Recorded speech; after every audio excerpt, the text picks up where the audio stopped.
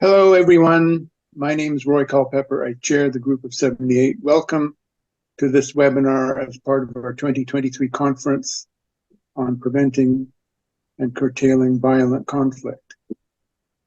We've just come off of 1.5 days of very stimulating discussion. We had 3 keynote speeches yesterday from widely known experts in the field who got us off to a great start and prompted us with a number of questions about how we think about security, human security, and security in the decades to come. Today, we turned to the national stage and had 2 webinars, one on Northern Ireland and one on Colombia, which just finished literally minutes ago. And they situated these kinds of issues of war and peace, conflict and resolution in the context of, first of all, Northern Ireland. That was our first webinar today, and Colombia, which we just completed. So our third webinar today is now to begin, featuring Lina Aburas Awadala and Isaac Asume Osuoka. And I have the privilege and honor of introducing the moderator, who you all well know at this point, because she's featured in many of the webinars up to date. Ruby Daher. Ruby, thank you for agreeing to moderate the session. Let me turn it over to you. Thank you, Roy. Thank you so much. So yes, welcome back. Thank you, Isaac. Thank you, Lina, for willing to do this with us and to join us. I'm sure it's going to be a wonderful, enriching conversation and session. Thank you for all of the attendees, for everybody who's participating in this. And also thank you because it is the afternoon and this is our third for the day. So thank you for hanging on with us and participating here with us. So the way that this is going to unfold is that we're going to have an armchair discussion style between Isaac and Lina, and they're going to discuss sort of in tandem different aspects of the topic, which I will get to in a few seconds, and then after which we will open up for the questions of the Q&As. Please, as much as possible, if you could use the Q&A button, so you would have to go into the more and then choose a Q&A, because it allows us to see all the questions in one place rather than the chat and the Q&A. It allows us to see everything in one place and also in order, so it's easier for us to monitor the questions that are coming in. So we'll open up for questions after the end of the discussion between Lina and Isaac. Today we're going to be talking about causes, but also successes and lessons learned of peace building, causes of conflict and lessons learned of peace building in certain regions on the African continent. But I think what's also really interesting in our conversation today is the link and discussion about the innate environment and what it means, and state institutions and the legacies of colonialism, but also of history, on where they find themselves today specifically, and they'll be using specific examples from some of the countries on the African continent. And so before I leave it, I hand it over for this discussion between Isaac and Lina. I'd just like to introduce our 2 speakers pretty briefly, too brief for the value of what they bring forward and for their rich knowledge and expertise. Dr. Isaac Asume Osuoka is coordinator of the Special Action International, an organization promoting resource democracy and human rights and livelihoods of marginalized communities in West and Central Africa. He served previously as coordinator of the Oilwatch Canada network, a network supporting communities impacted by the petroleum industry in the continent. Participated in several international conferences, panelist at the United Nations Expert Group meeting on the use of non-renewable resource revenues for sustainable local development. He holds a doctorate in environmental studies and taught at York University and at Carleton University in Canada, from which I think he is joining us from Ottawa at the moment. Lina Aura Sawadala is a PhD candidate in international development at the University of Ottawa. I know Lina, I think, pretty well, as she was one of my students in last semester before the summer. And I can tell you, she has a very rich experience that again, we don't have time to cover, but she really works or explores the intersectionality of climate change and conflict in Nigeria, but looking at it again from a sort of a feminist or post-colonial theoretical approach, so really trying to understand it from a different perspective, and looking at sort of three aspects of the climate conflict nexus, complexity of the climate conflict nexus, and the knowledge of construction, and looking at the challenge of data collection.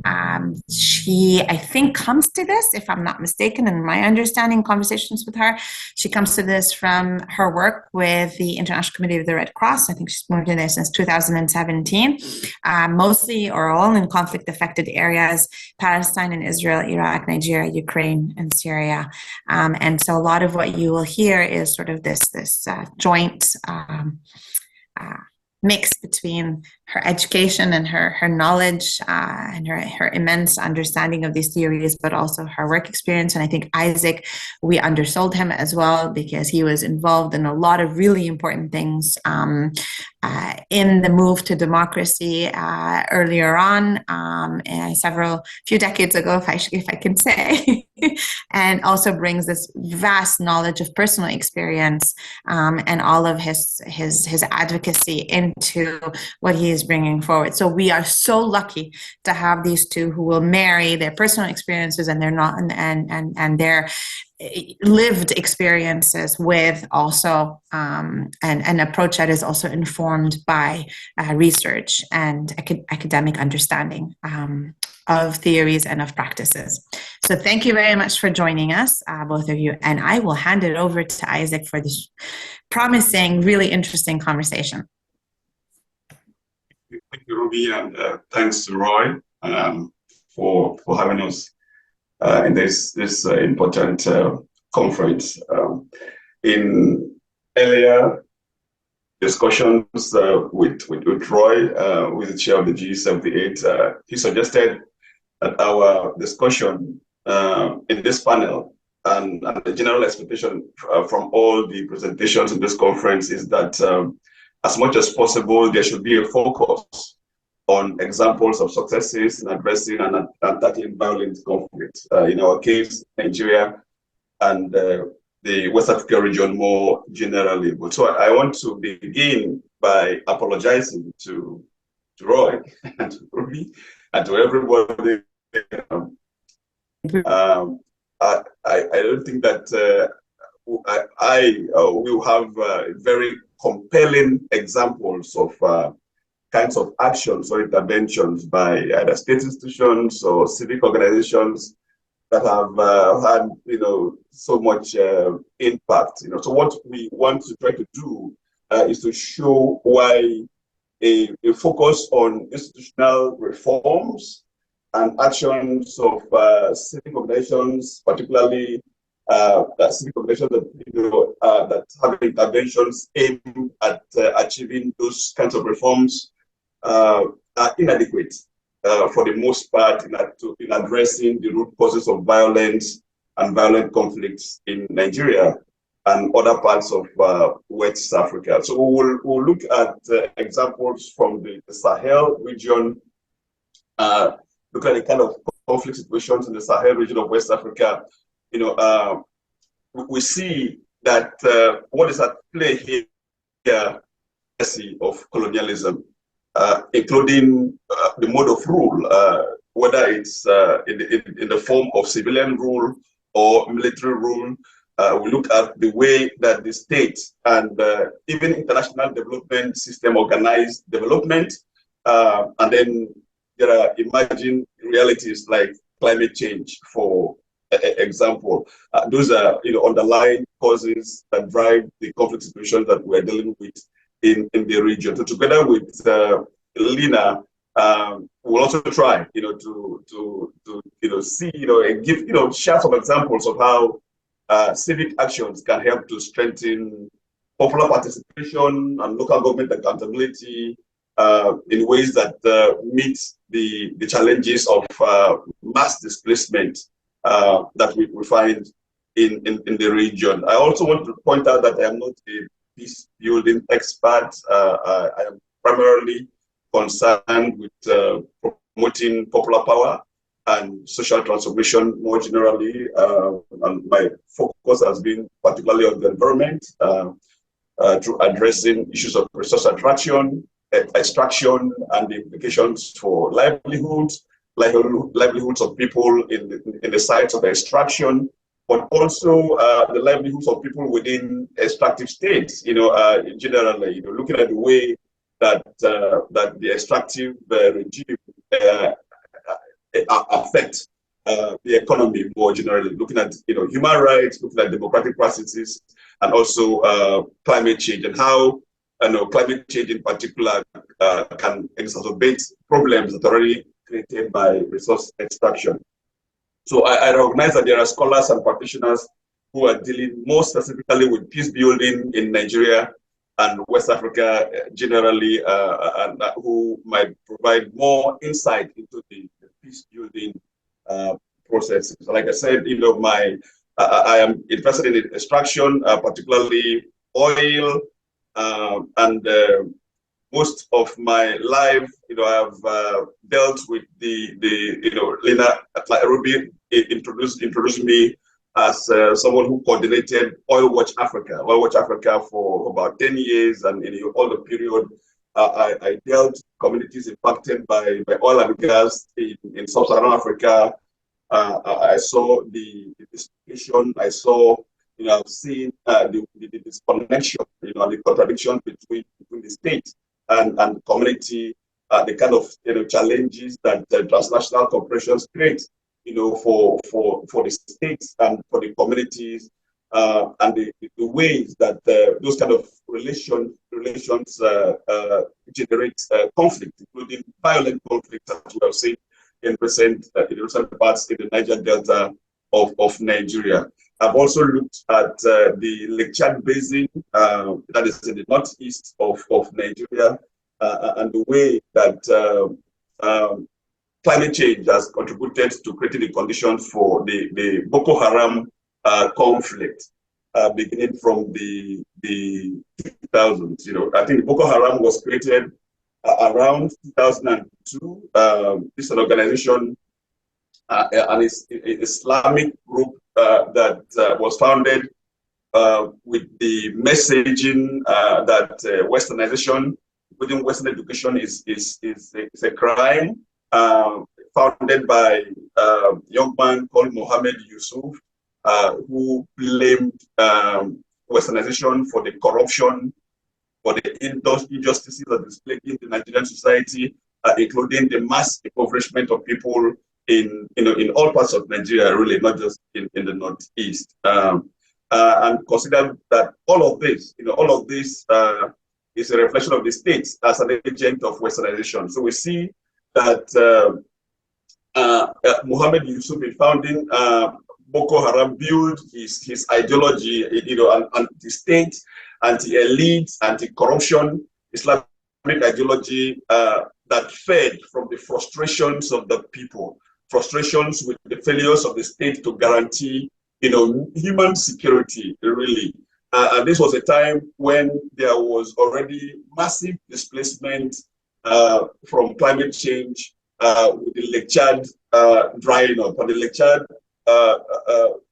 used to be the main source, the lifeline, really, for the people in that area. It sustained agriculture, it sustained a very robust fishing industry. But over the years, because of ecological changes related to climate change, we've seen the drying, subsidence of the Lake Chad, so much so that by the time that Boko Haram was being created, people in Nigeria, in other parts of Nigeria, for example, in Abuja, or Lagos, they realized that the Lake Chad was almost disappearing, together with the livelihoods of people. So, and I'm sure that Lena is going to, give some more insight into, how climate change contributes to this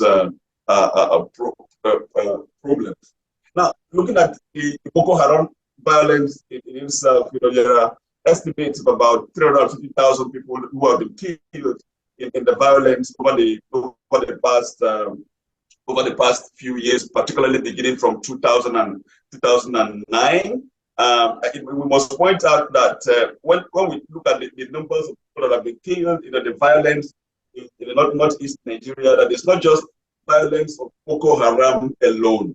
The fact is that the members of Boko Haram responded to the violence of the state. At the point in 2009, members of this organization were involved in the test in the city of Maiduguri, the main city in northeastern Nigeria, and the state responded to those protests with severe violence. At the point, Mohammed Yusuf himself, the founder of Boko Haram, was arrested, and in public, he was summarily executed, without any charge, without any trial by the police, and this was even captured on video. Up till now, not a single policeman has been arrested or tried, for the murder of Boko Haram. So we see that the state itself, it has demonstrated violence, in the way that it dealt with this organization. Now, all over the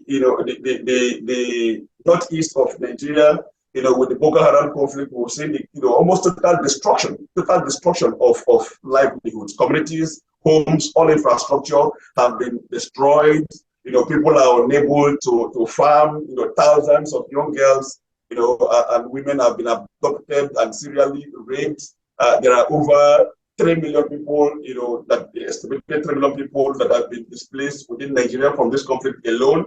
And if we look beyond south, the northeastern Nigeria, to the western part, the northwest of Nigeria, other parts of northern Nigeria, we see that there is also an escalation of rural banditry, which has led to lives of thousands of people. There are some estimates, and again, Lina will share more insights, some of the statistics about the numbers of people that have been killed from banditry, and even conflicts involving herdsmen and farmers in northern Nigeria. And this is going on as we speak. Now, this part is connected to the Sahel, and we find that what is happening in northern Nigeria is a reflection of what is happening in all through the Sahel region, really. Whether it's Burkina Faso, whether it's Mali, whether it's Niger, it is, there are similar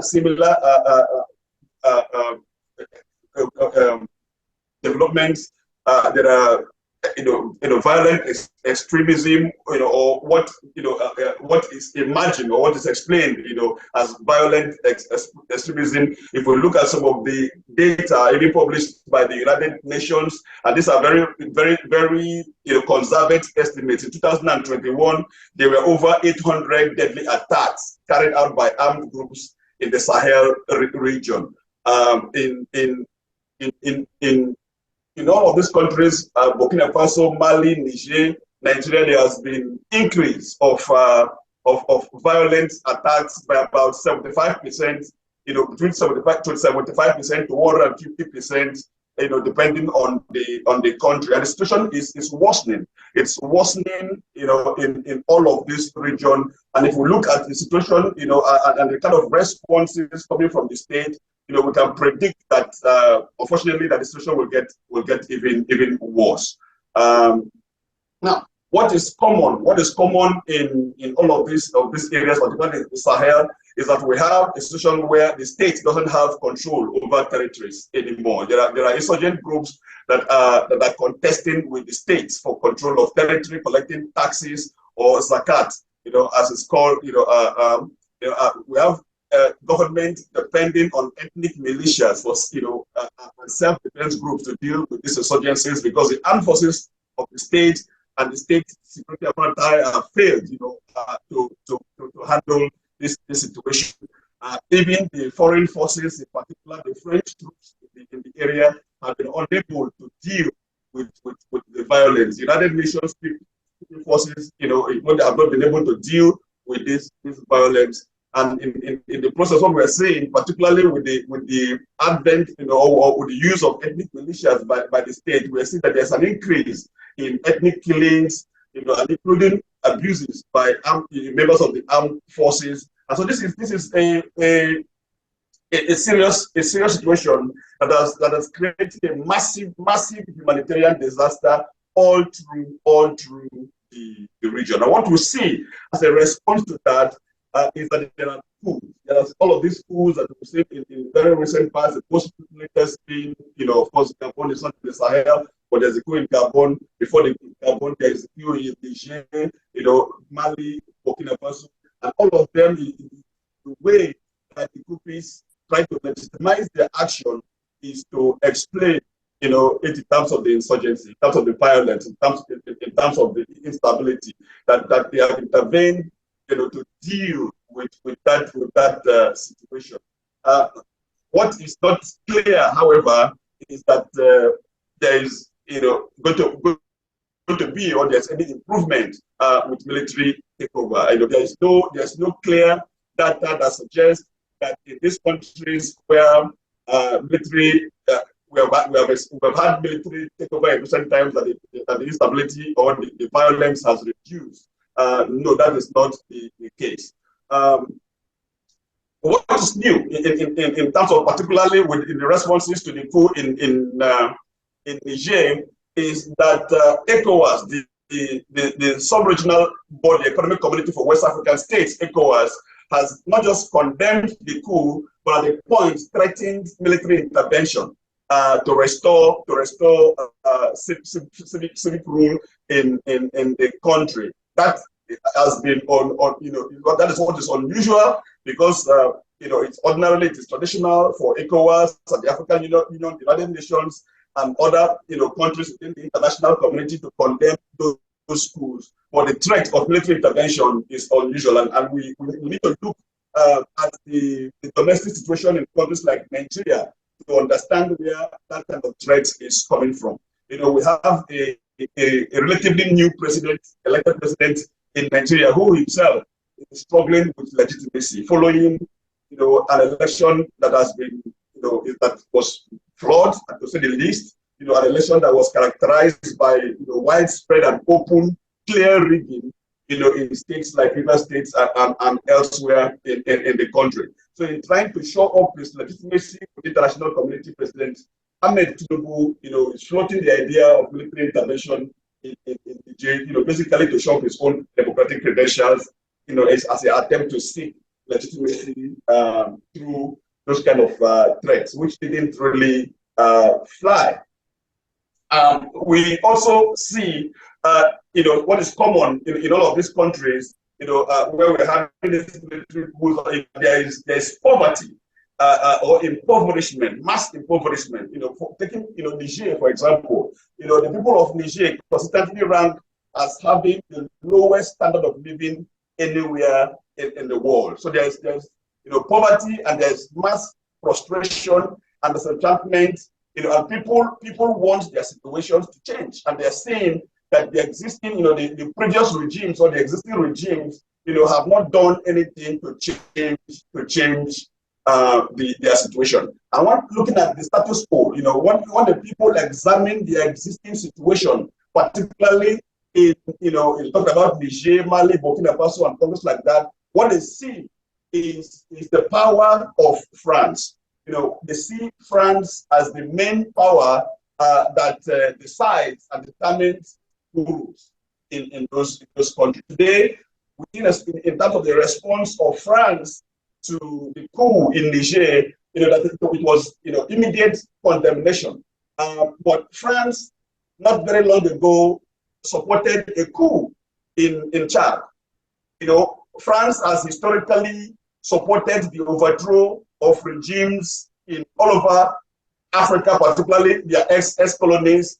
France has done and continues to prop up dictators in several African countries. And the people see this, the people realize that this is the case, and that is why you have this groundswell of opposition to French domination and hegemony in these areas, and the military are taking advantage of, that situation. The military are, just basically taking advantage of this situation. But looking beyond France, we see, if we examine the relationship between France and the ex-colonies in Africa, we see that continuing, impact of colonialism, imperialism, and we see this, that, in understanding the conflicts and the violence in these countries, we see that it is the colonial state itself that is in crisis.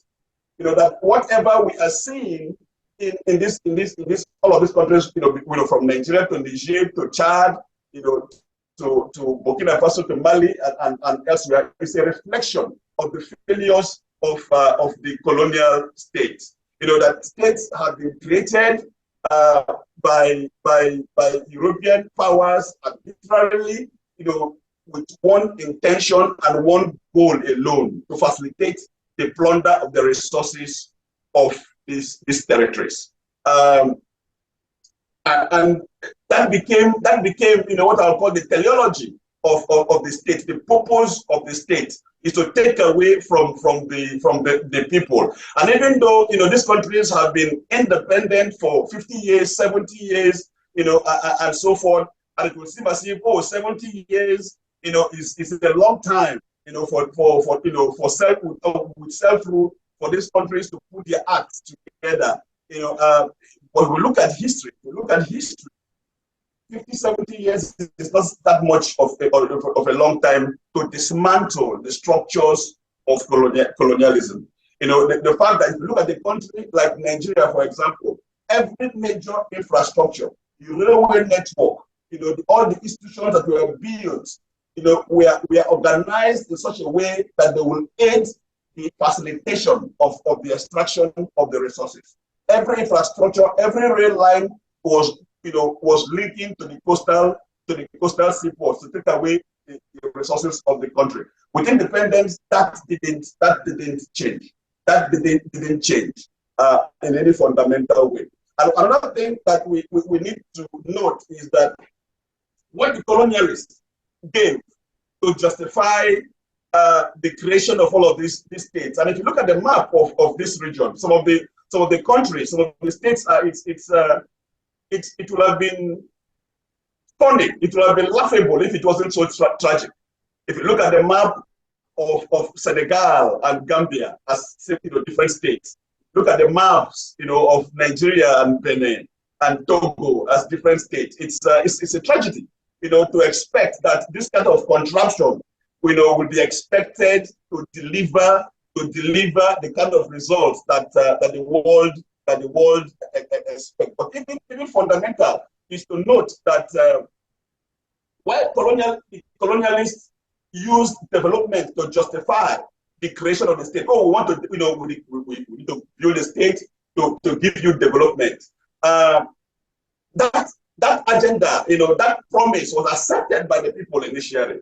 And if you look at the way that the post-independence, the early post-independence leaders in these countries organized development, there was massive development of infrastructure from the early 1960s up to the 1970s. But that state intervention, that deliberate state intervention to improve the lives of the people, was subverted in the 1980s through structural adjustments. And the structural adjustment policies of the 1980s forced the states into retreat. And all those early development gains were lost. And so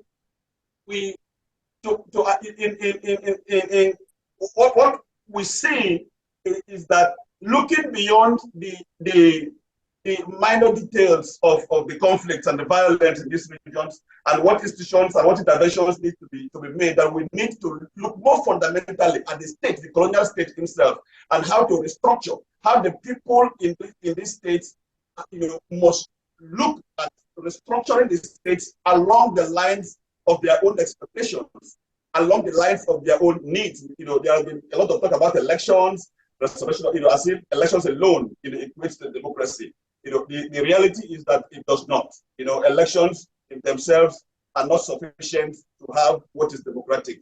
there is need for fundamental constitutional reforms, whether through the instrumentality of the National Conference or other measures to build systems that work for the people. I'll stop here, allow Lina to continue.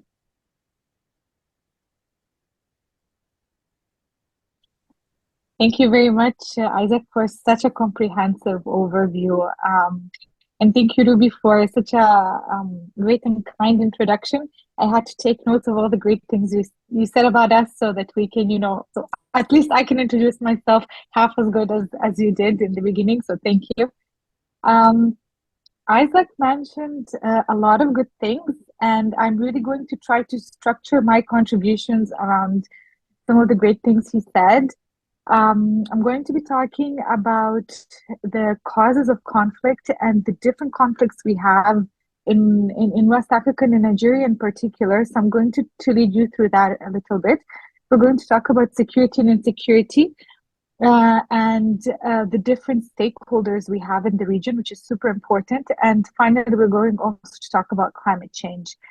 So Isaac mentioned a lot of very interesting points. So what is very important to highlight here that we are having a situation of overlapping crises. It is almost impossible to draw one root cause of conflict. And this is exactly what Isaac has covered so far. We have the colonial heritage that is still so dominant in the geopolitical landscape of West Africa and Nigeria in particular. We have the extraction of resources that shapes the economy into an export economy. As Isaac said, all roads lead to the sea where, all the resources are being extracted. We have climate change as such an important game changer now because every living being on this planet is affected by the changing climate. And regions all around the world are affected by it, some more than others. And last but not least, also the rising insecurity. So for West Africa, and in this case in Nigeria as a country is affected by 3 different armed conflicts. So when you look at that and we hear that number, you would say, oh my God, one country affected by 3 different armed conflicts. How does it all fit into one space?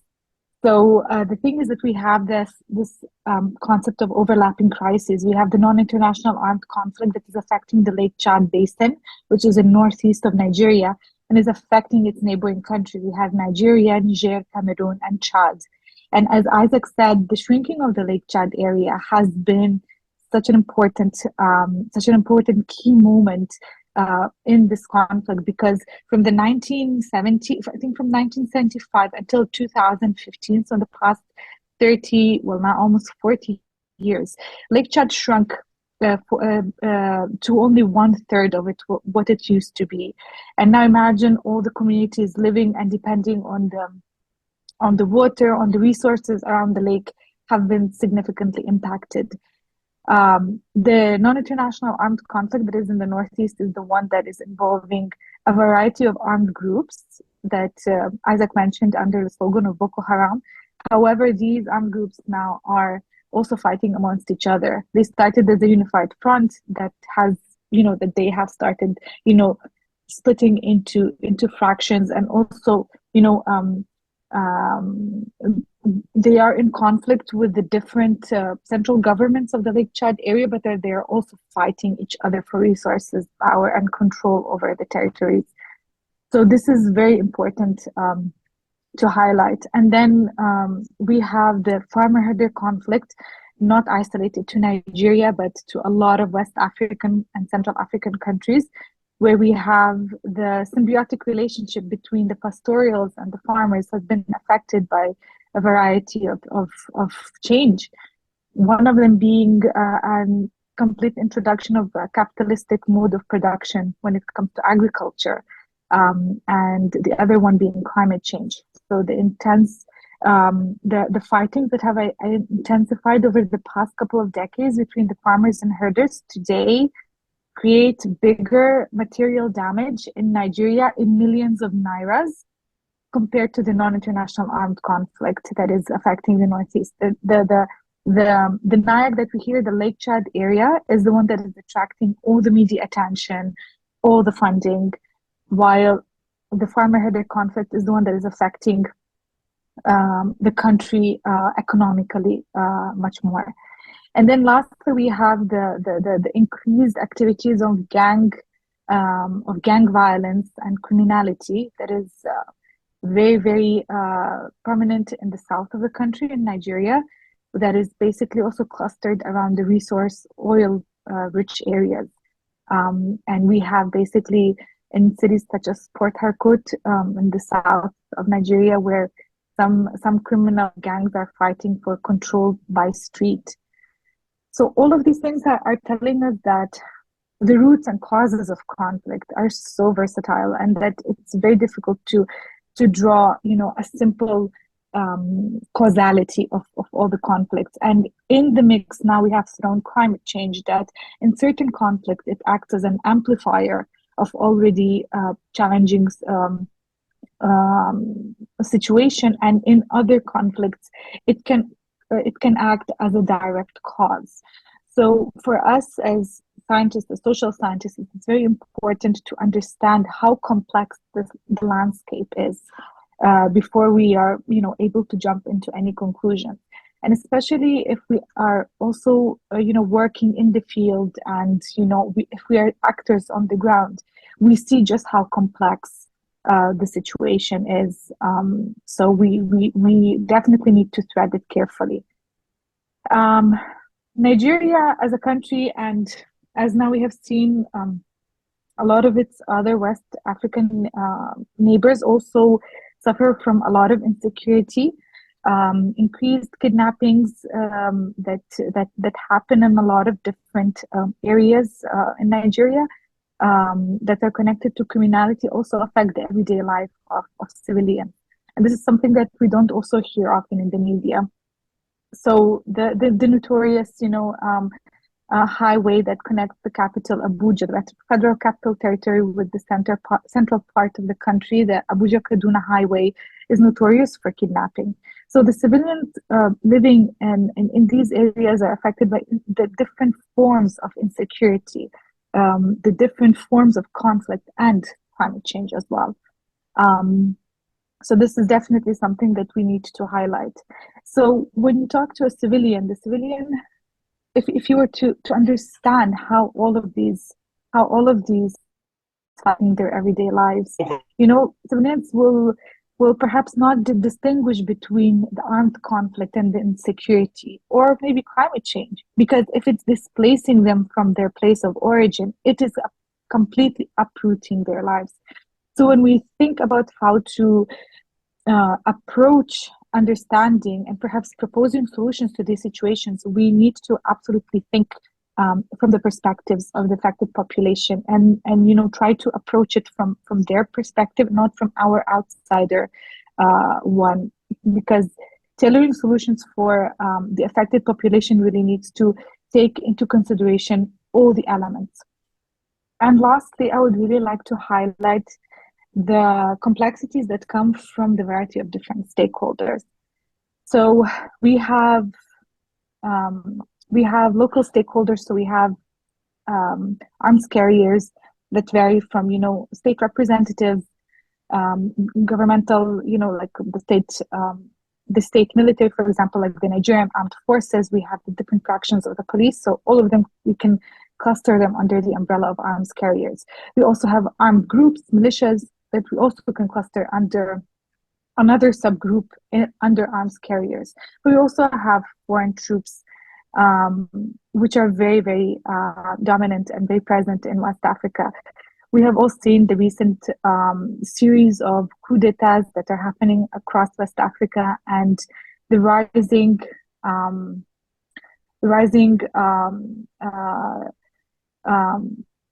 demand from the people to reduce the presence of French influence, both geopolitically and militarily, that are present on the ground, especially in the neighboring countries or around Lake Chad area.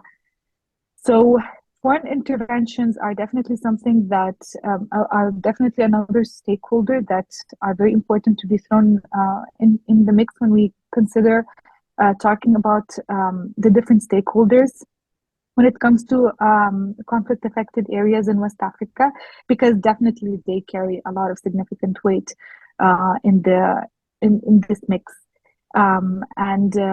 Lastly, we are also talking about a lot of multinational, multilateral corporations. We're talking about mining and oil companies that also have very strong interests. West Africa and a lot of its countries is rich in a variety of resources, and this has always been throughout history and remains a very strong instigator of social unrest. So all of these stakeholders have their own interests. So when we are unpacking this such complex situation, we need to take into consideration that they don't operate in a vacuum. You know, it's not that we can just approach this analysis and look only at foreign interventions, or look only at Boko Haram activities, or only at mining and oil companies. We need to consider that they all overlap. So that is why I go back to the example of our affected population and our beneficiary that could potentially be living in an area where all of these crises overlap. And then on top of that, if we include climate change, then we're definitely talking about a situation of overlapping crises. So I'm going to stop there and switch it back to Isaac. Yeah, thank you very much. I think, Isaac, even though at the beginning you talked about potentially not being able to share solutions, maybe we can still talk a little bit about what you think could help in this situation. Looking at, it wasn't always, the situation that we're talking about, it wasn't always so. I growing up in Nigeria in the 70s and the 80s, so things that we are dealing with right now was unimaginable.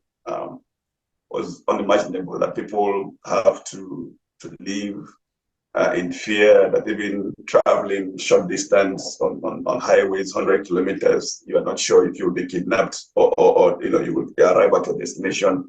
It wasn't always the case. But what we are seeing is a breakdown. There's the breakdown of community, and really we need to. And so it's important, even as we try to highlight solutions and what has worked, to look at that root a little bit more closely.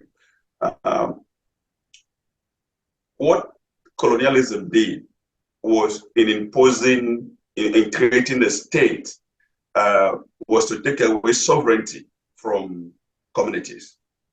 And so a contradiction, it naturally emerged, a contradiction between the state and the community, because there's a conflict over what sovereignty should prevail. The state succeeded in its projects through violence, in the way that it deployed its security services, it's the armed forces and the police and the prisons, basically to subjugate people. But what was also fundamental in that project was the way that development was used to seek consent of the people, because as we know from Gramsci, that sometimes hegemony needs a consent. There has to be a consent mechanism, and development was that consent mechanism. The promise, that it is the responsibility of the state, not to grant you citizenship, because the colonial state does not grant citizenship. The colonial state doesn't grant belonging, but the colonial state can grant something like, like security, for example, like democracy, but development. And that promise of development was accepted by communities at the point. And by the 1950s, there was an overwhelming demand from the people for development, infrastructural development, if it is roads, if it is schools, if it is hospitals, and all of those. And it was that demand from the people that spurred, to some extent, the movement for independence, the independence movement, and so the nationalists or the politicians that led the independent movement, promised, had an overwhelming, superior promise of development. And if you look at the statistics and the numbers from the 1960s, late 50s to 1960s to 70s, they delivered. They delivered, in providing what the colonial state did not. Let us look. Since we have been talking about northern Nigeria, for example, let us use northern Nigeria as an example of what worked. What worked in the 1960s and the 1970s. Look at the textile industry in northern Nigeria. The car assembly industry in textile in Kano, car assembly in Kaduna, for example. There was a revolution in the textile industry from 1957 or thereabout, when self-rule began. The provincial government in northern Nigeria from that time established textile production factories in Kaduna. So there were several textile mills and textile spinning, textile dyeing operations, all in Kaduna. In the 1970s, there were factories in Kaduna, in Kano, in Fontua, in Uso. In fact, in Kaduna alone, over 10 flourishing textile companies were operating to optimum capacity. By the 1980s, these textile industries provided direct and indirect employment to about 500 million people by some extent. So, textile industry in northern Nigeria, 500 million people were depending on this sector for sustenance alone. We can say we can give examples of assembly, car assembly plants also in Kaduna, whether it was Peugeot or whether it was Volkswagen. We had a situation where regional governments, but not even the central government, but where regional governments were leading in trying to build this infrastructure. And we had a situation where in Kaduna and in northern Nigeria, for example, there are some estimates that about 40% of production in this car assembly plants were from locally supplied products. So the local economy benefited from all of that. So when you have a system that works to generate employment for the people, then that is the first issue that works. A system an economic system that is based on guaranteeing employment for the majority of the people. What happened to that system? What happened to that system was the structural adjustment program of the 1980s. And the way that the World Bank and the IMF and other Western financial system, including export credit agencies, the kind of conditionalities that were attached to structural adjustment lending in that period, contributed to the destruction of all of this operation. So if you go to northern Nigeria, in the city of Kano, in the city of Kaduna, by the 1990s, the textile industry was dead, completely dead. And now even when you see what you call Africa print, that is worn by people in rural areas in Nigeria, those textiles come from China. They come from Asia, because the production in the country has collapsed because of structural adjustment. So we need to look at the role of the state, in guaranteeing production. Under the existing neoliberal order, what we are told is that the state doesn't have any business in business. They leave it to the private sector, and all of that. But without that conscious intervention of the state to guarantee production and employment, there's going to be crisis, as we have seen in this area. Another area, if we look at what works is to again look at the origin of the crisis. Lina talked about climate change.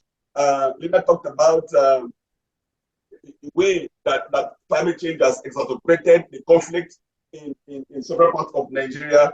Even looking at the Lake Chad basin and the way that the Lake Chad was being depleted over time. We need to look at why did that happen? Climate change is a factor, but beyond climate change, it has been shown that the way that the state and the international development system promoted development in the region. In the 1970s and early 1980s, when during the period of the Green Revolution, there was the idea of massive agriculture, for export agriculture. There was a development of building of dams for irrigation agriculture, and these projects were done with little or no environmental impact assessment. There was no consideration of the long-term ecological impacts of some of this infrastructure. And what research has shown is that apart from climate change, the other factor that has adversely affected the ecology of the Lake Chad area is those dams. Those dams, the damming of the rivers that used to feed the Lake Chad. For example, in one of the rivers, the river system, there are about 20 dams in one river alone. It got to a point that there was no water being discharged to the Lake Chad. And there are several, beyond Nigeria, we see some of those projects, even in Cameroon, and looking at climate change, and then we think about, of course, there is the imperative to organize, mitigation to climate change, but there's also adaptation. There's also adaptation to climate change. In recent times, there's a discussion about loss and damage. And whether it is through adaptation or whether through the understanding of loss and damage, there's a discussion about climate change financing. What is going to be, who is going to pay for adaptation? Who is going to pay, for loss and damage? What shape and what form will it take? Will it mean in the name of climate change adaptation, building the kinds of infrastructure that we saw in the 1970s and 1980s that didn't take into consideration the needs of the people? That's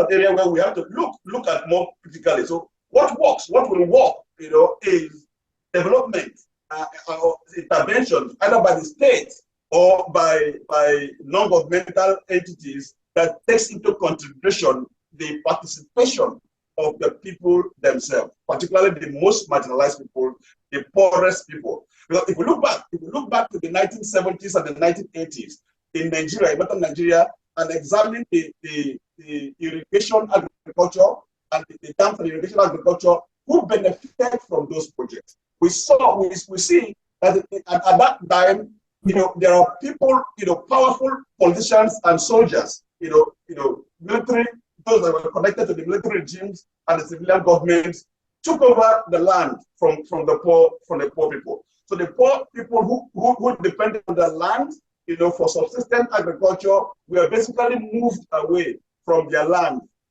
to give way to irrigation agriculture. There was massive land grabbing in these areas. Massive land grabbing that attended to the irrigation agriculture, expansion in that area. And what research has also shown is that the displacement that attended to the dams and irrigation projects in the late 1970s and early 1980s, that massive displacement of people from the rural areas who were chased away from their land. The land was grabbed by the powerful. They ended up in the cities of Kano, ended up in the cities of Sokoto, ended up in the cities like Maiduguri. It is from these people, who have no means of livelihood because they have been dislocated from their land, that you now have some of this, whether it is banditry or insurgency, by whatever name called, those that are armed, challenging the states are mostly these people that are children and grandchildren of those that have been displaced by development. To organize development, whether using the instrumentality of climate change adaptation or loss and damage to get community people, those that are affected, to participate in designing, the direction of such development. That is important. That is important. So if I take then the discussions that we've had, I think so far from yesterday to today in the various panels, one of the things that really comes up is I call it the policy space in my own research, but also talking about options and what option eliminating actions do we take or option promoting actions that we take. And Isaac, I think you bring a really important point in a sense where we're looking at the system and the structure, whether it be, local, national, international, and needing to make these changes so that there are more options that are offered to people rather than, as you've, I think, clearly noted in the history, the short history that you've provided of how we got to a point where we were option eliminating and that space was getting tighter and tighter and tighter for people. So Lena, maybe, looking at these systems and structures and the bigger things, but I'm going to turn to you and perhaps maybe looking at specific examples more between people where they're kind of, pushing the pressure and actually trying to create some options, some change within the limited space and options that they have, because I know that you have some examples where people are at least trying to promote reconciliation or at least peace. Absolutely. Also when Isaac and I were talking about this while we were preparing for this panel today, we thought of so many good examples. And really to thread into the theme of this year's conference and the great panel we also had yesterday from Kai, if I remember well, when we talk about peace talks and peace building, I really want to emphasize that we don't need to reinvent the wheel. Local systems already exist. And I think this is the number one mistake that we usually make when we talk about, conflict resolution and dialogue. Is like we always think of, okay, so we need to do something about it. Let's create something new. And I really cannot emphasize this enough that local communities have been coexisting with each other for hundreds and thousands of years. And we need to understand how these relationships have worked.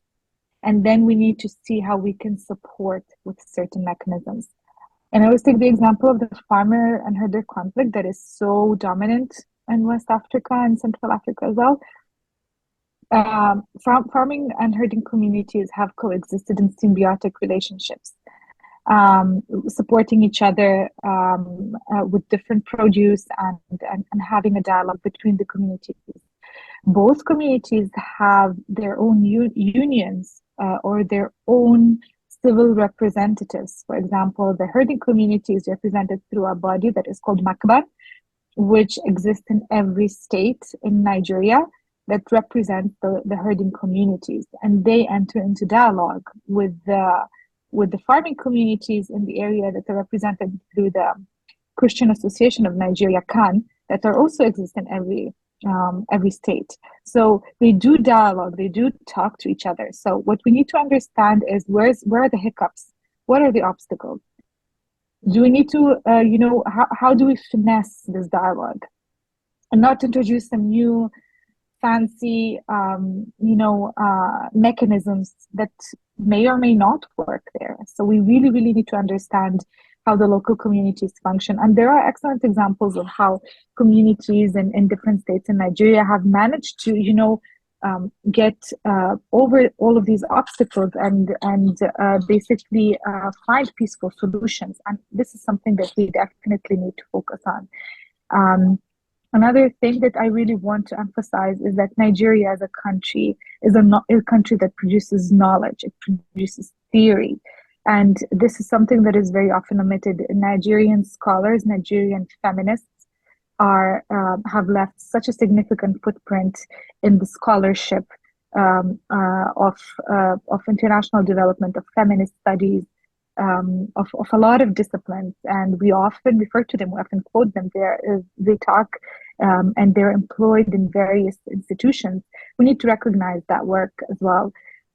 Second of all, a lot of Nigerian feminists have spoken about the impact of colonialism and how that has shaped the way society works today. Nigeria is a country that has over 250 ethnic groups, and all of them have been impacted by colonialism, having their cultures, their identities, their beliefs modified to what the British colonizer considered to be right or wrong. So this is something that we really can learn from Nigerian feminists. And lastly, Nigeria has such an active youth scene and such an active, participation of youth activists. I think it was in the year of protest that was named 2019, where we saw the wave of protest just before COVID-19, where also Nigerians went on the streets demanding social justice against SARS, which is fraction of the Nigerian police, for their brutal way they were dealing with the youth and the arbitrary arrests, the violence. And Nigerian activists are also, they're also they have a strong presence.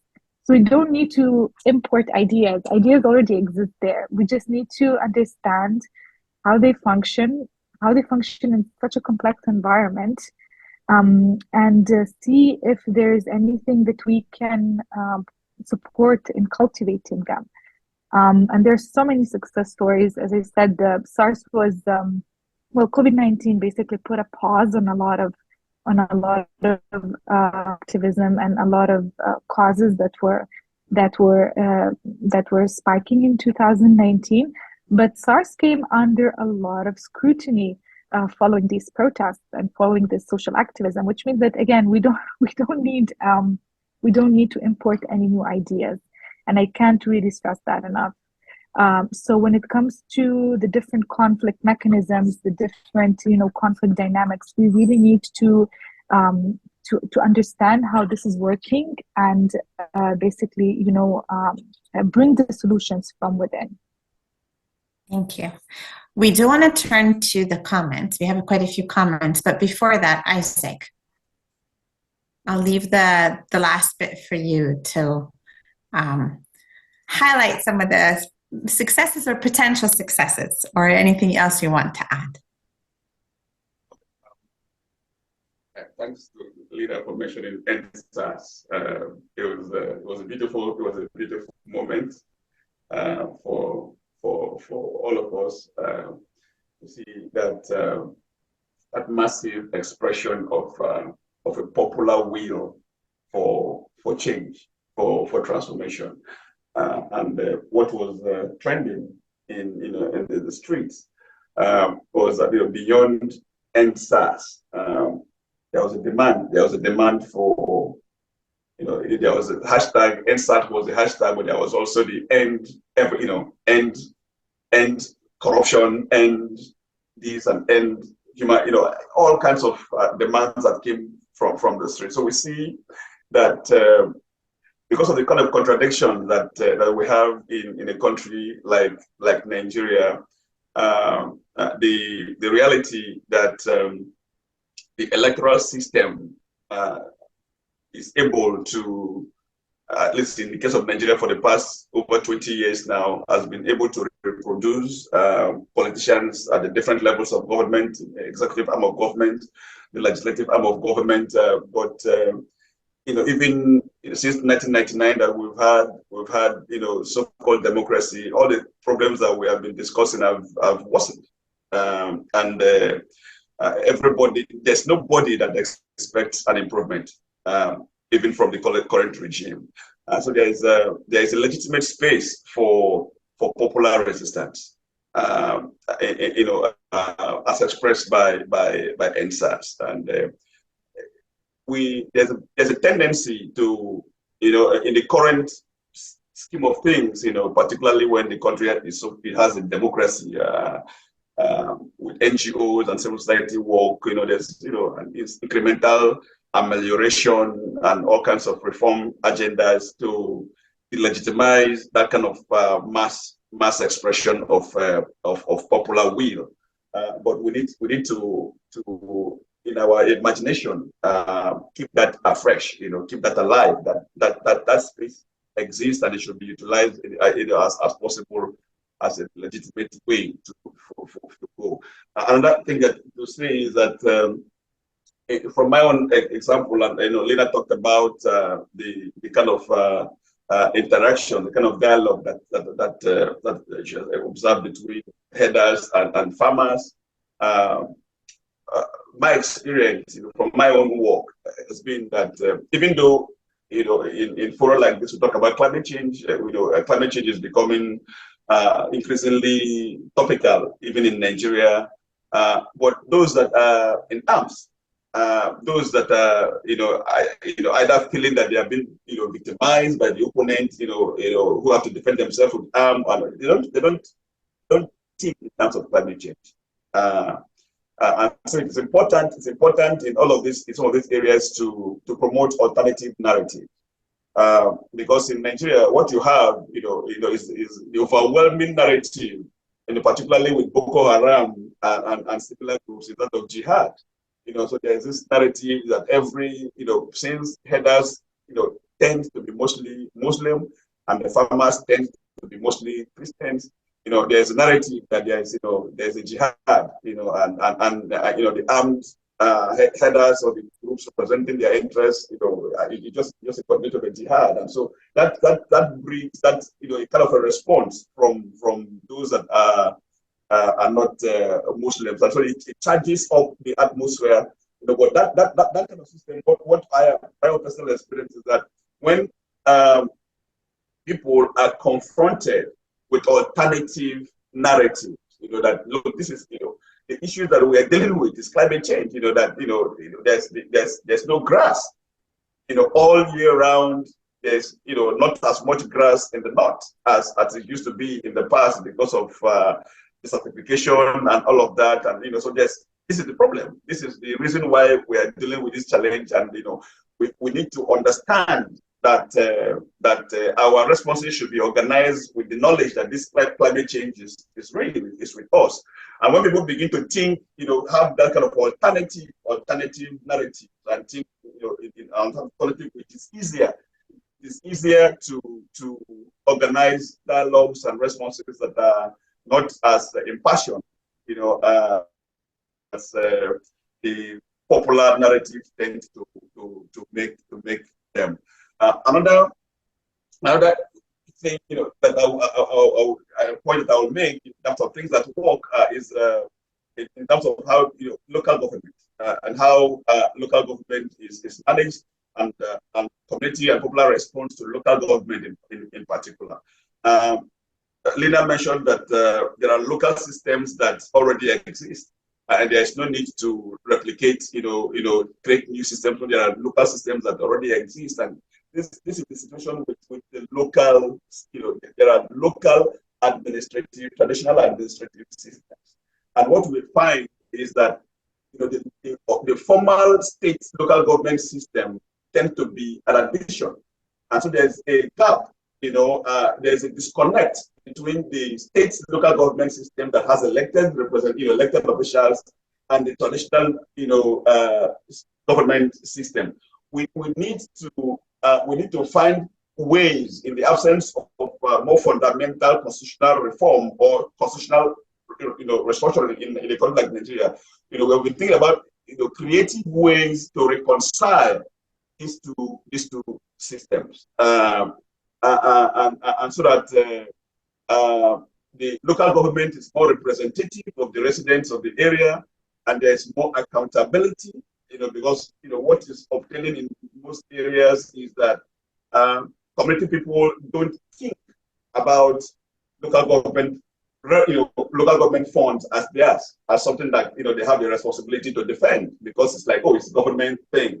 Whereas the communities through their traditional systems have their own taxation, they have their own funding that is nobody can steal it, because they have the sense that this is ours, this is ours. So How, what are the ways to make those kind of reconciliations?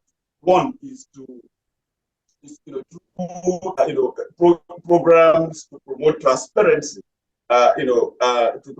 This is what is the budget of the local government, the former local government, and how does this local government, determine those budgets? What are the possibilities for community budgeting? To get the communities to participate in the budgeting process. How do you encourage the local government administration, to develop, or to accept those community budgeting arrangements? And so I've been participating in processes that are promoted those kind of options, and we're seeing, even though incremental, we're seeing some changes. More responsibility, more sense of responsibility on the part of local government administrators, and a little bit of more accountability. And so we need to push, more in that direction, I would say. Thank you for that. It's interesting because it's as a person who's lived through a civil war, this might sound very awkward coming from me, but I don't think that most people in the world want destruction and pain and inflicting harm on other people. It's just that a lot of times we end up in situations where, for whatever reason, these are our limited options, whether for defense purposes or otherwise. We have very limited options, or we become entities that are used by others to achieve their own ends. So I think what you've both offered is this idea of increasing that space, increasing the options, so we don't end up being instrumentalized by those who have different ideas and who want to inflict harm and cause pain. And I think that's sort of very much also the richness of it. And that space that is being opened up, again, is adaptable, or is based really on the situation at hand. And that space could be, as you said, Isaac, and as you said, Lena, local, but also all the way up to international, and setting up that sort of structure and system in place. And I love how you've sort of linked it together. Okay, so I want to have enough time to go through the Q&As, the questions, and also I think there's a chat, and there's Roy who has his hand up as well. So I'll go with, as much as I'm capable of remembering, the order in which everything came in. And so we do have a first question. We do have actually a mention of Ken Saro-Wiwa, who was, I believe, a Nigerian activist against the petroleum industry, and who was assassinated. So there's somebody who said, we don't forget Ken Saro-Wiwa, and we should not be forgetting Ken in any way, shape, or form, because I think he gave the highest form of sacrifice for this. Dina, did you want to say anything before? Yes, I actually wanted to suggest, since it would be a good time to answer the questions, I could actually give a short answer covering 2 questions, if that would be okay. Maybe we can kick it off like that. Let's start with the first one though, because it started early. So let's get the first one out, and then we can move on to, and then you can tell me which ones you can answer as well. But again, I need to manage all of those that are coming up. So I think this one, Isaac, is more in your field, given your experiences with the natural resources. So the question is, which resources such as mineral, petroleum, agriculture, lumber, water, lithium, etc., are present in the areas where the populations have been harassed, attacked, or ethnically cleansed, and at which international corporations have been interested in exploiting those resources? My answer would be all of the above. Can you repeat that? Sorry, I think we missed the first part. I would say all of the above. So if you look at we talked about Nigeria. In particular, we talked about other countries in West Africa, in particular in the Sahel region. In Nigeria, I mentioned petroleum, oil and gas in the Niger Delta, whether all through the Gulf of Guinea area, whether it's Equatorial Guinea, Gabon, where there was a coup recently, Cameroon, Congo, the Republic of Congo, that is Brazzaville. They're all oil enclaves, so-called African oil triangle. And in all of these countries, the transnational corporations, control production. In all of those, the bulk of the production, is controlled by transnational corporations. In more recent time, there are indigenous Nigerian corporations that I imagine to become significant players, particularly in onshore operations where Western companies are beginning to divest because they don't want to be responsible for the historical, the legacies of pollution, in terms of the liability for the pollution that they created. So they feel that it's easier to just divest and hand over control to indigenous companies who can deal with the deal with communities. But in all of these areas, we see an overwhelming, particularly in the Gulf of Guinea area, the overwhelming power of transnational capital and the way that their home governments protect the interests of these countries. And so, if it is Equatorial Guinea, we've not talked about Equatorial Guinea, for example, as an area, as a theater of conflict. But where there's injustice, where there's dictatorship, a conflict is not far. If you find that despite the crimes of the rulers of a country like Equatorial Guinea, you won't see any complaint from the West. You won't see any real complaint from the United States or from the European Union beyond token comments, because as long as the oil flows and the transnational corporations are making their profit, everything is allowed to continue. And more recently, Niger has been in the news, and not just because of the violence that has been ongoing for a long time, but because of the coup. And the coup, brought to light, what most people did not realize, that Niger and the government of Niger has been held together, by uranium, and specifically French interest in uranium mining in Niger. That is what government in Niger has been all about since independence. And as long as there is a regime in power in Niamey that can guarantee the continuous flow of uranium from Niger, France is happy with that, and the international community is, happy with that, and French military presence in Niger has historically been just basically to protect those kinds of interests, and without consideration for the impoverishment of the people over the and that is why we are getting some of the kind of responses that even in the form of the coup. Why not suggesting that coups are the answers? But what I'm making is that the coupists, the soldiers that are intervening, are taking advantage of popular views about the existing system, but beyond looking beyond the coups, looking beyond existing government, all the coupists, at one point or the other, promise elections, in the future.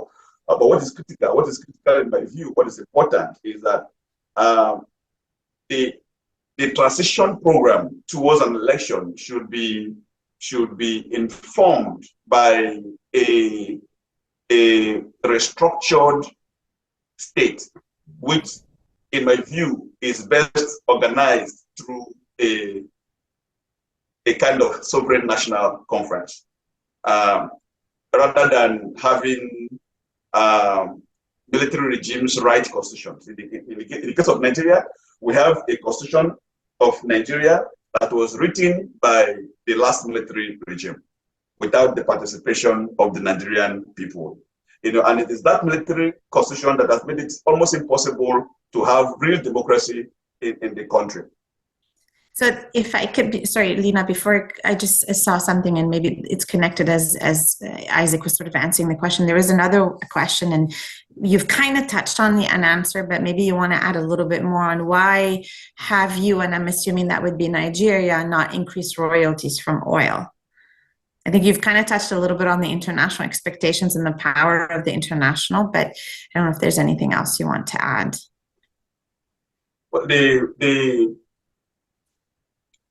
the Nigerian elite is to, I don't know if I did that, but to suggest, if I have suggested that it is international capital that is the only power in these oil enclaves, that is not correct, because whether it is Angola, whether it is Equatorial Guinea, whether it is Gabon with the Bongos, in Guemas, in Congo, whether it is Nigeria, there is a local elite that is tied to the oil system, that is sustained by the oil, by petroleum, and that seeks to, therefore protect the existing regime, because it benefits, they are beneficiaries of that regime.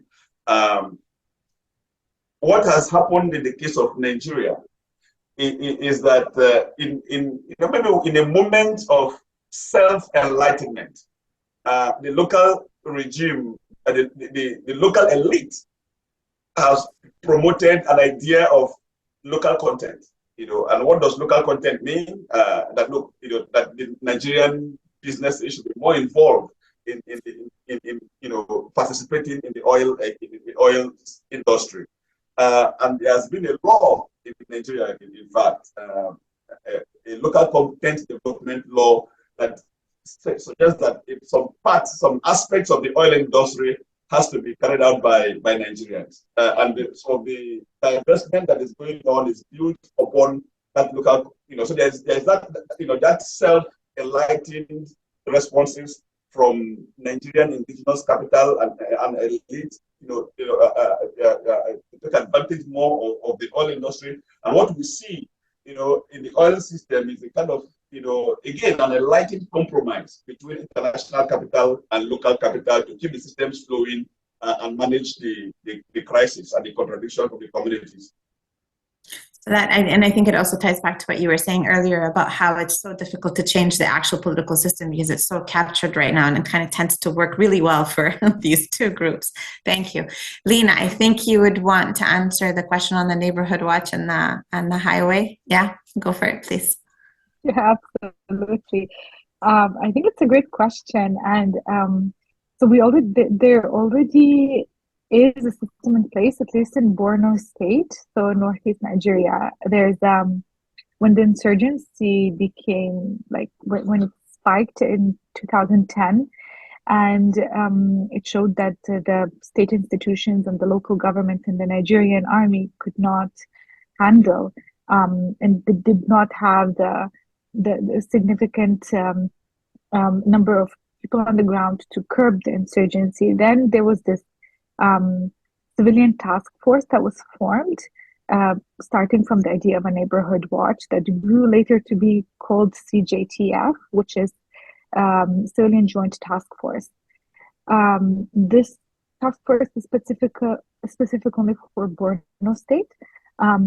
Across all of Nigeria, we do have vigilante groups. So again, civilian groups, individuals that support the local authorities in a variety of tasks. It could be road monitoring. It could be, in the case of the CGTF, they also carry weapons and support the different arms carriers, police, special forces, or Nigerian military in a variety of tasks. I have to say that these units are not without flaws, and that they can be highly problematic. And I really cannot emphasize that enough, because we're talking about people who are not trained professionals, who are often thrown into situations where they are exposed to, violence. They're not trained to how to handle these situations, and this is another reason why it's so important to have trained professionals, especially people who are like the police, special units that are then sent to interact with the civilian population. Because when we talk about the concept of vigilantes and neighborhood watch, it's not only because of the conflict, it's also for insecurity, for criminality and banditry. So let's not forget that violence creates violence. You know, and I loved what Kai also said yesterday. We need to also challenge the concepts that we know, and that is, you know, when he said, hope for peace or for war, that is highly problematic. Hope for peace, prepare for peace. That violence creates violence. And, you know, we can always try to point who caused it first, but at the end of the day, it's a vicious circle that needs to be broken. So I'd really like to also emphasize what Isaac was talking about, institutions and kind of rekindling the trust between the population and the government representatives, being it on a local or central level. That is something that is highly, highly necessary to, you know, get the population to trust again their, you know, people in power, whether it be the local policeman, their local government official or local government. That trust does not exist, or it's so strained that, you know, it justifies a lot of violence that is ongoing also on the street. I mean, a lot of violence is justified because of that. So I don't think that neighborhood watch like groups would be the answer in that way, because there needs to be a stronger coordination between the different bodies.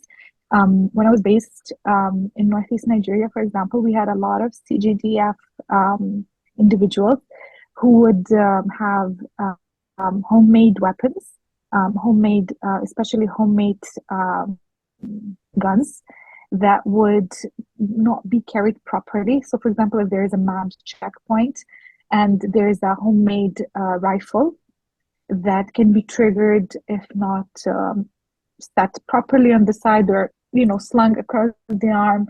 This is not only dangerous for them, because there was a lot of people with hand and foot injuries because of these highly insecure weapons, but any person and child can be injured as collateral damage. And there needs to be regulation for all of these things. So very similar to other vigilante groups that often, you know, that start with very good will, but end up being just sucked into this very problematic and corrupt system. So there needs to be a strong coordination of all of these groups. Thank you. And I think there was another similar question, or I think you've covered it. I've clicked answer because I think you've more or less covered it, and we're starting to also get close. But we might run a few minutes over, but that's okay. I think, Roy, you're up next.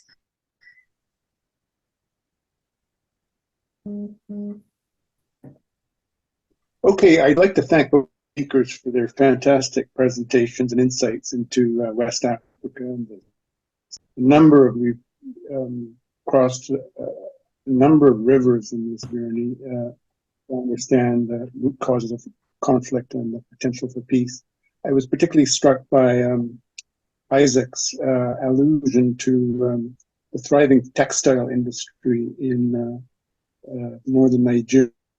I'm not sure how many people are aware of that history, but it's a very interesting one. And now textiles, if you buy them in Nigeria, they come from China.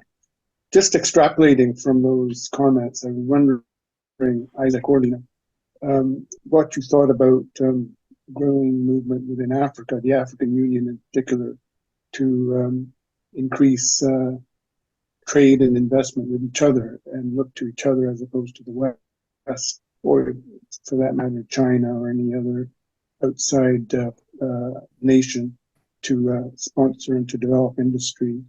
And so that was one question. Another is whether I was struck in the Columbia panel how much giving peasants land rights was part of the peace process. And I'm wondering, Isaac knows, and I work with him on the issue of women's land rights in Africa. To what extent should reforming land rights, and particularly for women farmers, be part of a program of reform and transition? Finally, I had a question about Canada's diplomatic stance in the wake of these serial coups in the Sahel. in Niger and Burkina Faso, Mali, and most lately Gabon. How should Canada deal with these new regimes? Should we recognize them? Should we offer them help? Should we have a neutral stance? What are your views on those things? Thank you. For this, just for organizing, keep it a bit short too, because we have, I think, 3 other questions left after that. Isaac. Oh, sorry, Lena. If you'd like to go first, go ahead. I think I can give a very short answer because I think Isaac is much well equipped to answer all these complex questions. But my humble contribution to Roy's excellent questions first, when it comes to the organization between African countries, I just really wanted to highlight that we often, when we think about Africa, we think as Africa as a continent is like a homogeneous entity. And Nigeria is Africa's oil giant. Yeah, it's a massive producer of oil. We have South Africa that is the S in BRICS. We now have Ethiopia also entering BRICS. We're talking about, massive potential on the continent. And absolutely, there are a lot of, there's has been in the past, and now there's still a lot of effort to unify it geopolitically. And one of the things I really want to highlight was that a couple of weeks ago, there was a climate change summit in Kenya, African summit that was in preparation for the next COP that is going to be in the UAE this year. And how African countries are working in unison to fight for their unified representation of the continent. So I think, for example, on the climate change front, we see that a lot of African countries are coming together to basically sync their interests. So I think this is a fantastic approach and a fantastic proof of how much the continent is coming together on these existential issues, which is super important to highlight. Similar initiatives seen from small island nations, and I see it also in Africa. So I think it's something very, very important to highlight. And I'll pass it to Isaac here. Isaac. Okay, sorry, the microphone didn't kick in time. Maybe you can restart, please. Okay. What you were saying. Just briefly on African trade and integration. It has been in the past that African economic integration, even at the regional, sub-regional level, like West Africa, ECOWAS, for example, there's always been tension between what is needed by those countries and what France and Europe wants. That has been the reality. The reality is that in the past, in the 90s, we saw a situation where regional integration at ECOWAS was, there was a push to turn it into a facilitation, just open up the region as a big market for the European Union, and that push, was attempted to be crystallized through the economic partnership agreement between ECOWAS and European Union. Which, in terms of some of the details, it appeared to want to, concretize and legitimize, the old colonial patterns, of resource flows. What we are seeing, with the African Union attempt at, economic integration, including the agreements that have been signed in recent, those are steps. Positive steps in my view, but to move beyond those gestures, beyond those documents that have been presented in more recent times, the politics, of particular individual African states itself is what is the key, because that is, bilateral relations between specific African countries and France, for example, or bilateral relationship with China, tends to be more fundamental than the imperatives of regional integration. And so those at the national level, that is where work needs to be done more to get politicians to think and act in a different way. Talking about land rights, I would say that yes, all of these issues that we have discussed it has a bearing on land rights. Whether for me, it's not just say land right, but even access to land. If there is there's a degradation of land because of uranium production or mining in Niger, it means that it has negative impact on land access in that area. If oil and gas production in the Niger Delta degrades the lands and the land's capacity to produce, that means that there's a subsidence in terms of access in that area, and particularly even discussing the realities and impacts of climate change. It has mitigating it has adverse impact on land rights, and so it is those who do not have easy access, already access to land for production of different forms that are more likely to carry guns, and so examining what is affecting access to land of all people, including women, for example, is an imperative in addressing these problems of violence and conflicts in a sustainable way. Thank you. I know we're at 4:36, just maybe one more question. And as you're answering this one, also thinking about, because there's another one in the chat as well, thinking about policies or things that your suggestions or your recommendations about what to promote or policies to promote. But the specific question here is, what do you consider to be the most significant factor contributing to multi-conflicts and violence in Nigeria? So the most significant, I don't know if it's easy to distill it to one. Do you believe that successfully addressing this factor could potentially pave the way for more manageable solutions to other aspects of the conflict in the region? So I don't know who wants to start on this one. The floor is open. Maybe I can give a tiny contribution for the end. I think we need to consider that a lot of the conflicts go beyond borders of one country. And when we think about how, if we were to identify a single cause or, address a single factor, I think that would be very difficult.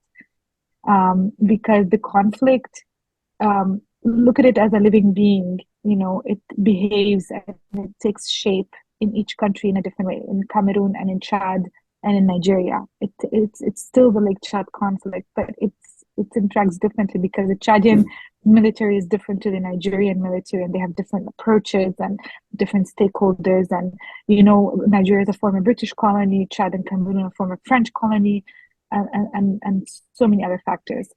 So I think that there needs to be a local response, and there needs to be a transborder response, a regional response of all the involved governments. There is already a mechanism in place, so it's not again reinventing the wheel. There is already a task force between Niger, Nigeria, Chad, and Cameroon, where all of their militaries are working together. However, there are a lot of concerns, and one of them is basically also the lack of trust between the civilians and the local government. So I think that having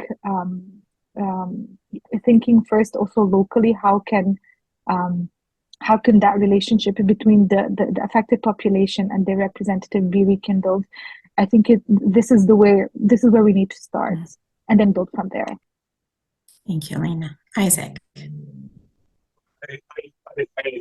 I don't want to mention one factor. This is the one important thing that should be addressed, because that is not in the spirit of the points that that we'll be making in this panel so far. What we're trying to do is to show the connections between different But if I must, then I will say that issue is government. I'm not saying governance. I'm saying government. Government and governance are different things. Government. If we have in these countries governments that work for the people, and government that can be changed by the people, through whatever mechanisms that exist. And I'm not proposing any particular mechanisms. Even as I pointed out that existing electoral systems do not work. So there has to be alternative mechanisms for that. We don't have the time to go into that kind of discussions, of course. And to have governments that work for the people and that can be changed by the people means that government is one that is less amenable to foreign power, to the influence of foreign power. That is significant. It doesn't. It seems like it's a long time ago, but the reality is that whether we look at Congo, DRC, or we look at several countries that we can mention in Africa, elected governments from the 1950s and 1960s were removed by coups that were sponsored by the CIA, sponsored by Europe, Western Europe. Sometimes even with the complexity of countries like Canada. And so when you have if you look at Congo right now, and you think about all the conflicts and the violence in the Congo right now, it's disingenuous not to remember that not long ago there was Mobutu, that destroyed the country, after he was imposed on the people by the West. We cannot forget. We can go from country to country. Even this, Gabon recently, where a particular family has held sway. In Cameroon, we don't know how long, Paul Biya has been president. He has been president forever, because France wants him to remain president. How can the Cameroonian people build an alternative system that will guarantee a government for themselves? We don't have time to go into some of those details. Thank you for that. And I think it also raises a really important question. And I think tying back to everything we've seen so far in this conference, and some of us, we talk about this and we study this, is that, it's not our choice to decide when that history has started. It's to actually see the actual history and understand it from the perspectives of the people who are living it, and that entire historical package, rather than picking and choosing which parts of the history that we like or are amenable to us and forgetting the rest of it.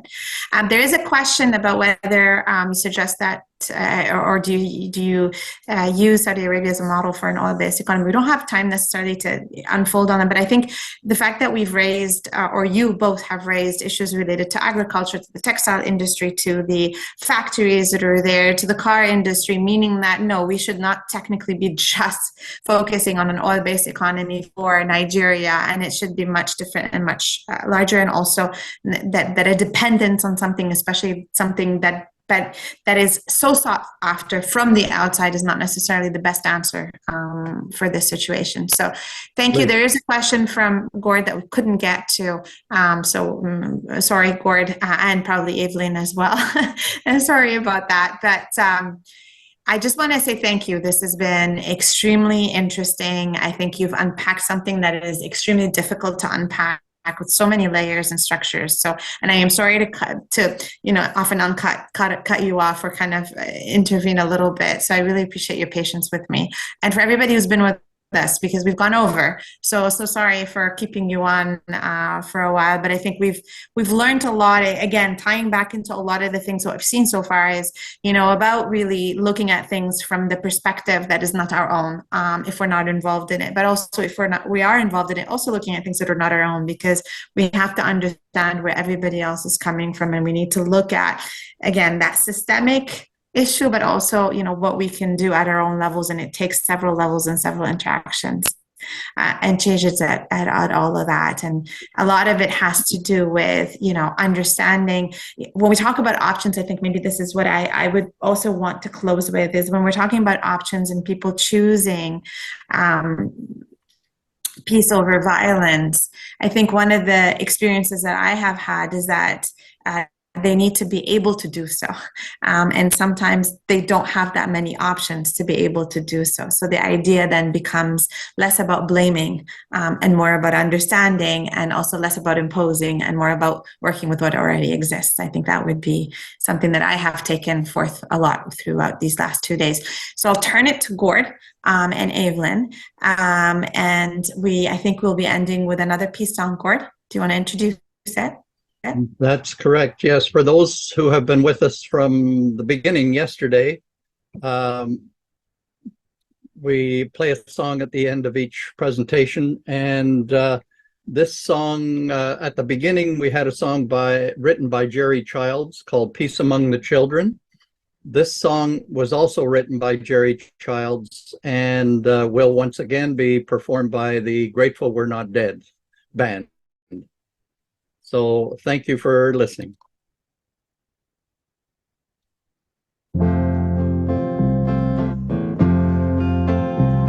If we can fly to the moon, sail across the ocean, if we can find treasures in an ancient tomb, scale the highest mountain, why can't we find a way to live in a world hope must exist, with hands that take and hands that give together?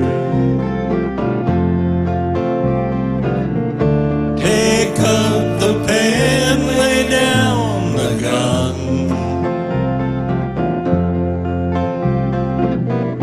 We can make this work as one. If we can tear down a wall of stone, build shelter for the needy, if we can build passage through an angry sea, bring water to the thirsty,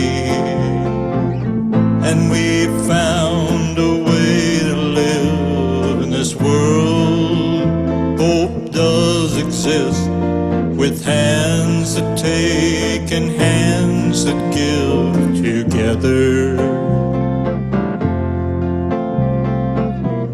Take up the pen, lay down the gun.